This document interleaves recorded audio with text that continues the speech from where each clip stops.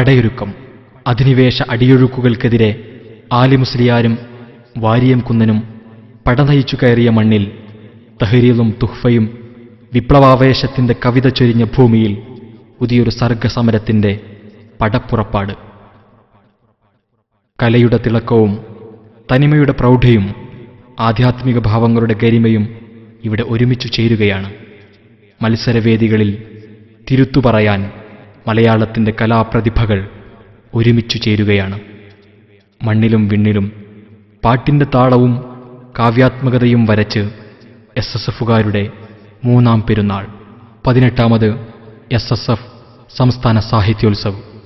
നന്മയുടെ കഥകളും നേരിന്റെ വർണ്ണങ്ങളും ജീവിതയാഥാർത്ഥ്യങ്ങളുടെ പ്രകാശനങ്ങളായി ഇതൾ നിവർത്തുകയാണിവിടെ. ഹൃദയത്തിന്റെ അടരുകളിൽ സ്നേഹതന്ത്രികൾ മീട്ടി ആസ്വാദനത്തിന്റെ അനന്തതയിലേക്ക് പാറിപ്പാറി മോയിൻകുട്ടി വൈദ്യരും പുലിക്കോട്ടിൽ ഹൈദറും ഇശൽ മുദ്രകൾ പതിപ്പിച്ച മലപ്പുറത്തിന്റെ മണ്ണ് തരളിതമാവുകയാണ് മാഴ്ദീൻ ക്യാമ്പസിൽ. 18ാമത് സാഹിത്യോത്സവിൻ്റെ സംസ്ഥാനതല മത്സരമാണ് ഇന്ന് ഇവിടെ ആരംഭിക്കുന്നത്.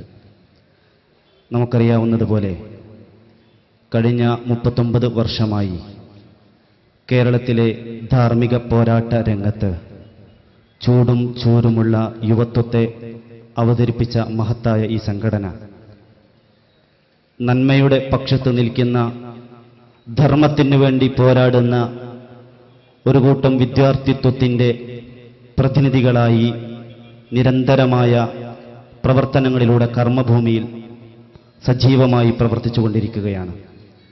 സാഹിത്യ കലാരംഗത്ത് നൈതികതയും ധാർമ്മികതയും സമന്വയിപ്പിച്ച് നന്മയുടെ പക്ഷത്തേക്ക് പ്രതിഭകളുടെ പ്രതിഭാത്വത്തെ തിരിച്ചു കൊണ്ടുവരാനുള്ള ഇടപെടലിൻ്റെ ശ്രമത്തിൻ്റെ ഭാഗമാണ് ഈ സാഹിത്യോത്സവ് സംഘടന ഏറ്റെടുത്തു നടത്തിവരുന്നത്. പക്ഷേ അവിടെ നടക്കുന്ന ഒരു സംസ്ഥാന സമ്മേളനത്തിന് അല്ലെങ്കിൽ സംസ്ഥാന ഉദ്ഘാടന ചടങ്ങിന് ഇതുപോലെ ഒരു ശാന്തത നമുക്ക് കാണാൻ കഴിയാറില്ല. ഇവിടെ കാണുന്ന ഈ ഒരു ശാന്തതയാണ് ഈ സാഹിത്യോത്സവത്തിൻ്റെ ഏറ്റവും പ്രധാനപ്പെട്ട വിജയം എന്ന് സൂചിപ്പിക്കുവാൻ ഞാൻ ഈ സന്ദർഭം വിനിയോഗിക്കുകയാണ്.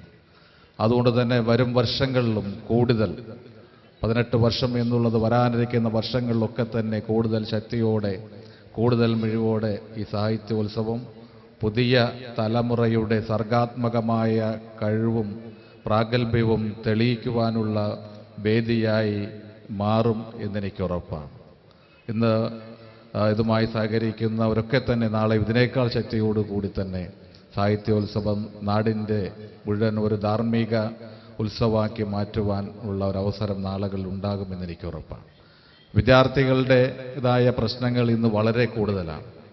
ഞാനതിൻ്റെ മറ്റു തലങ്ങളിലേക്കൊന്നും പോകുന്നില്ല. പക്ഷേ വിദ്യാർത്ഥികൾക്ക് ഇന്ന് ഏറെ അവസരങ്ങളുണ്ട്, സാധ്യതകളുണ്ട്. പഠിക്കുവാനും പഠിച്ചു വളരുവാനും പുതിയ തലങ്ങളിലേക്ക് പോകുവാനും നമ്മുടെ സമൂഹത്തിൻ്റെ സൃഷ്ടിയിൽ പങ്കാളിത്തം വഹിക്കുവാനുമൊക്കെ. പക്ഷേ SSFിൻ്റെ ഒരു പങ്ക് എന്ന് പറയുന്നത് അങ്ങനെ ഈ നാടിനെ നയിക്കുവാൻ വിദ്യാസമ്പന്നരായ ഒരു തലമുറയെ വാർത്തെടുക്കുക മാത്രമല്ല മറിച്ച് ആ തലമുറയിൽ ഒരു ധാർമ്മിക ബോധം കൂടി ഉണ്ടാക്കിയെടുക്കുക എന്നുള്ളതാണ് ഏറ്റവും പ്രധാനപ്പെട്ട കാര്യം എന്നെനിക്ക് തോന്നുന്നു. SSFിൻ്റെ പ്രവർത്തനങ്ങളിലൂടെ കടന്നു വരുന്ന ഒരു തലമുറ ധാർമ്മിക ബോധമുള്ള ഒരു തലമുറയായിരിക്കും എന്നുറപ്പാണ്. ആ ധാർമ്മികത ഊട്ടി ഉറപ്പിക്കുന്നതിന് വേണ്ടിയുള്ള പ്രവർത്തനങ്ങൾ സാഹിത്യോത്സവം ഉൾപ്പെടെയുള്ള, ഞാൻ SSFിൻ്റെ പല വേദികളിലും പറയാറുണ്ട്, SSFിൻ്റെ സാഹിത്യോത്സവം മാത്രമല്ല എന്നെ ആകർഷിക്കുന്ന കാര്യം. അതോടൊപ്പം തന്നെ കേരളത്തിൻ്റെ വർത്തമാനകാല സാഹചര്യത്തിൽ ഇന്ന് കേരളത്തിൻ്റെ തലമുറ എന്താവശ്യപ്പെടുന്ന മുദ്രാവാക്യമാണോ അതൊക്കെ ഏറ്റെടുത്ത് നടപ്പാക്കുവാൻ SSFിൻ്റെ ലീഡർഷിപ്പിന് കഴിയുന്നു എന്നുള്ളതാണ് SSFിനെ മറ്റ് സംഘടനകളിൽ നിന്ന് വേറിട്ട് നിർത്തുന്നത്. ഇവിടെ സർഗാത്മകമായ കഴിവുകൾക്കുള്ള വേദിയാക്കി സാഹിത്യോത്സവങ്ങൾ മാറുമ്പോൾ പ്രതികരിക്കേണ്ടിടത്ത് പ്രതികരിക്കുവാനുള്ള മുദ്രാവാക്യങ്ങൾ ഉണ്ടാക്കുവാനും അത് സമൂഹത്തിന് മുന്നിൽ ചർച്ചയാക്കുവാനുമൊക്കെ SSFിന് കഴിയുന്നു. കഴിഞ്ഞ കുറച്ച് വർഷങ്ങളായി SSF സംസ്ഥാന തലങ്ങളിൽ നടത്തിയ പ്രവർത്തനങ്ങൾ എടുത്തു നോക്കിക്കഴിഞ്ഞാൽ അത് എന്തുമാത്രം കേരളത്തിൻ്റെ വർത്തമാനകാല രാഷ്ട്രീയത്തിൽ സാഹചര്യത്തിൽ ആവശ്യമാണ് എന്ന് ബോധ്യമാകും. ഇന്ന് നമ്മുടെ തലമുറ ഏറ്റവും കൂടുതൽ വിദ്യാർത്ഥി യുവജനങ്ങൾ ഇപ്പോഴും ഏറ്റവും വലിയ പ്രശ്നമായി മാറിക്കൊണ്ടിരിക്കുന്ന ലഹരിക്കെതിരെയുള്ള പോരാട്ടം SSF ശക്തമായി നടത്തി എന്നുള്ളത് നമുക്ക് സന്തോഷത്തോടു കൂടി കാണാൻ കഴിയുന്ന ഒന്നാണ്. അത് വെറും മുദ്രാവാക്യമായിട്ട് മാത്രമല്ല, അതിനപ്പുറത്ത് അത് താഴെ തട്ടിലേക്ക് എത്തിക്കുവാനും അതിനെതിരെയുള്ള പോരാട്ടത്തിൻ്റെ ഭാഗമാക്കി മാറ്റുവാനും SSFന് കഴിഞ്ഞു. അതുപോലെ ഓരോന്നായി ഞാൻ എടുത്തു പറയുന്നില്ല. സാംസ്കാരിക അധിനിവേശത്തിനെതിരെ SSF നടത്തിയ പോരാട്ടങ്ങൾ എല്ലാം നമ്മുടെ കാലഘട്ടത്തിന്, കേരളത്തിന് അനിവാര്യമായ കാര്യങ്ങൾ. ആ കാര്യങ്ങൾ ഏറ്റെടുത്ത് നടപ്പാക്കാൻ SSFന് കഴിഞ്ഞു.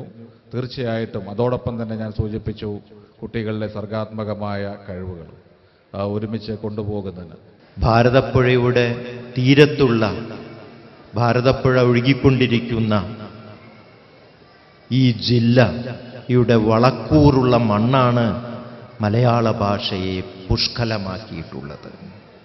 ഇവിടെ SSFന്റെ സുഹൃത്തുക്കൾ ഒരു സാഹിത്യോത്സവം നടത്തുന്ന സമയത്ത് ഇന്നത്തെ അവസ്ഥയിൽ അതിൻ്റെ പ്രസക്തി വളരെ അധികമാണ്.